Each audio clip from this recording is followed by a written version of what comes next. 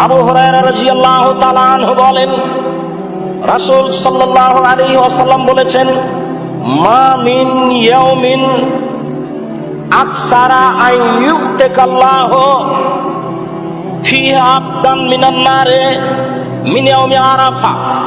পৃথিবীতে এমন কোন দিন নাই যে দিন আল্লাহ তাআলা অধিক সংখ্যক মানুষকে জাহান্নাম থেকে মুক্তি দেন। আরাফার দিনে যত মুক্তি দেন, আমরা আরাফার দিনে সিয়াম পালন করি, আরাফার মাঠে উপস্থিত হাজী ব্যতীত।